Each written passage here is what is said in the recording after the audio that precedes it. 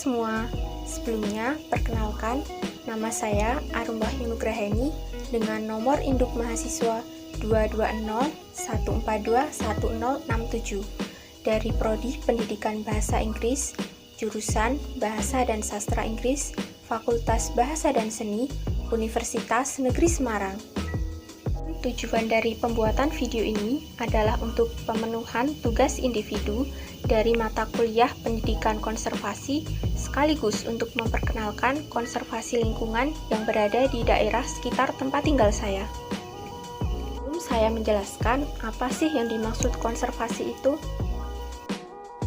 Secara harfiah, konservasi berasal dari bahasa Inggris conservation, yang artinya pelestarian atau perlindungan. Jadi, secara singkat, konservasi berarti mengelola atau melindungi suatu hal agar tetap terjaga dan juga lestari. Hal-hal yang dapat dikonservasi antara lain sumber daya alam, baik hayati maupun hewani, baik yang dapat diperbaharui ataupun tidak dapat diperbaharui, lingkungan, bahkan kebudayaan.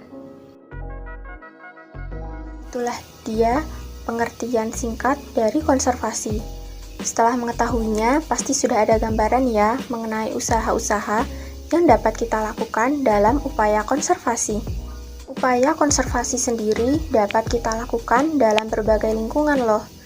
Contohnya, ada di lingkungan desa. Maka dari itu, dalam video ini saya akan menjelaskan mengenai usaha konservasi yang ada di lingkungan tempat tinggal saya. Saya bertempat tinggal di Dusun Tepung Sari, Kelurahan Pendowo, Kecamatan Kranggan, Kabupaten Temanggung. Kabupaten Temanggung atau biasa disebut dengan Kota Tembakau ini memiliki berbagai potensi besar dalam bidang alam, lingkungan, maupun kebudayaannya. Bahkan rata-rata setiap daerah di Kabupaten Temanggung memiliki potensi konservasi sendiri-sendiri. Usaha-usaha konservasi ini biasanya dilaksanakan oleh masyarakat dengan bantuan dari pemerintah kabupaten.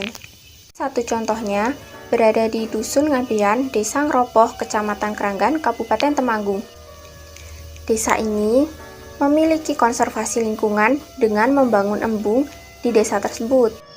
Embung atau cekungan penampung adalah cekungan yang digunakan untuk mengatur dan menampung suplai aliran air hujan serta untuk meningkatkan kualitas air di badan air yang terkait. Embung digunakan untuk menjaga kualitas air tanah, mencegah banjir, estetika, hingga pengairan. Embung menampung air hujan di musim hujan, kemudian digunakan petani untuk mengairi lahan ketika musim kemarau. Embung ini dinamakan Embung Abimanyu. Embung yang dikelola warga ini memiliki beberapa fungsi. Untuk lebih jelasnya, saya akan mendatangi embung ini secara langsung. Lokasi dari Embung Abimanyu berada di kawasan puncak perbukitan Desa Ngropoh. Area embung tidak akan terlihat jika kita memandang dari jalan raya, namun sudah disediakan penunjuk jalan agar dapat mempermudah pengunjung untuk menemukan embung ini. Jarak embung ini dari pusat Kabupaten Temanggung adalah sekitar 10 km. Nah, sekarang saya sudah berada di Embung Abimanyu. Sejak pandemi, keadaan embung ini menjadi relatif sepi karena terdapat pembatasan pengunjung. Informasi mengenai Embung Abimanyu. Embung ini berbentuk persegi panjang dan memiliki luas sekitar 90 x 70 meter dengan kedalaman 3,5 meter. Daya tampung air dari Embung Abimanyu diperkirakan mencapai 13.000 meter kubik air dan dapat mengaliri hingga 25 hektar lahan.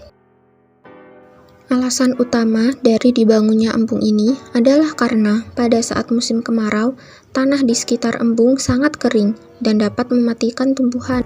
Padahal, sektor utama dari Dusun Ngropoh adalah sebagai penghasil durian. Sehingga dikhawatirkan jika setiap tahun mengalami kekeringan, maka pohon durian akan mati. Padahal, untuk melakukan penanaman kembali hingga pohon berbuah dapat membutuhkan waktu yang lama. Pada akhirnya, pemanfaatan pengairan embung dapat dirasakan oleh pemilik kebun hortikultura, seperti pemilik kebun pohon durian, pohon petai, dan juga pohon manggis. Pembangunan dari Embung Abimanyu sendiri menelan dana sekitar 1,5 miliar rupiah dan sisanya digunakan untuk perbaikan jalan. Tanah yang digunakan merupakan tanah bengkok milik desa seluas 2 hektar. Tahap pertama dari pembangunan embung adalah pada pertengahan tahun 2012 dan selesai pada akhir tahun 2012. Kemudian, dilanjutkan dengan pembangunan fasilitas pendukung baru dimulai pada akhir tahun 2015 dan selesai pada tahun 2016. Pesona dari Embung Abimanyu ini dikatakan sangat menarik karena dari embung dapat dilihat pemandangan 4 gunung yang berjajar rapi, yaitu Gunung Sindoro, Gunung Sumbing, Gunung Andong, dan juga Gunung Ungaran. Suasana di Embung Abimanyu ini relatif cukup dingin karena terdapat banyak sekali pohon, juga Embung Abimanyu terletak di atas bukit.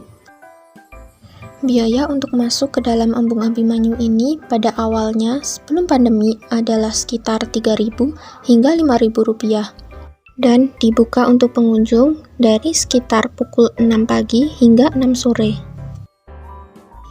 Embung Abimanyu memiliki berbagai fasilitas yang dinilai cukup memadai. Yang pertama, menjual makanan dan minuman. Di dalam embung terdapat 2 buah warung yang dikelola oleh warga setempat untuk menjual makanan atau minuman bagi pengunjung. Yang kedua, tempat parkir kendaraan. Embung ini memiliki tempat parkir khusus untuk mobil dan juga tempat parkir khusus untuk motor. Yang ketiga, gazebo pengunjung. Terdapat banyak sekali gazebo atau tempat duduk bagi pengunjung di setiap sudut dari Embung Abimanyu ini.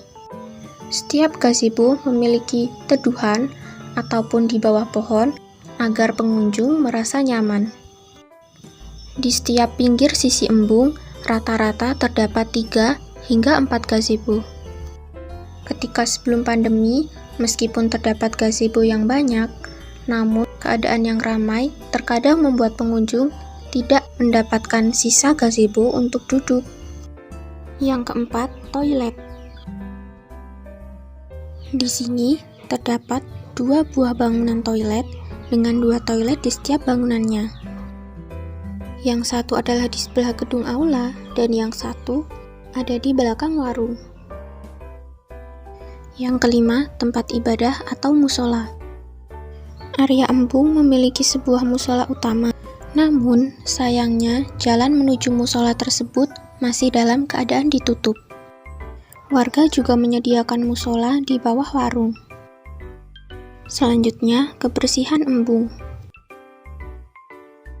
Ketika sebelum pandemi, para warga sekitar sering melakukan kerja bakti dan juga bekerja sama dalam membersihkan embung ini. Selain itu, diletakkan juga banyak tempat sampah di setiap sudut embung. Gardu pandang. Dibangun juga sebuah gardu pandang di dalam embung. Ketika cuaca cerah, kita dapat melihat matahari terbit jika naik ke atas gardu pandang ini. Namun sayangnya, sudah beberapa minggu keadaan embung pada pagi hari cukup mendung, sehingga matahari terbit tidak dapat terlihat. Sayang sekali saya tidak dapat menunjukkan pemandangan matahari terbit dari embung ini.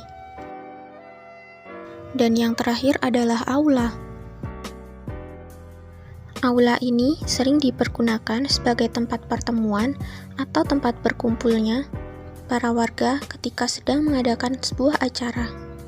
Pengunjung juga dapat menyewa aula ini jika ingin mengadakan sebuah acara kumpul di dalam Embung Abimanyu. Kesimpulannya, meskipun desa yang terlihat jauh dari perkotaan sekalipun dapat memiliki potensi yang dapat kita konservasi.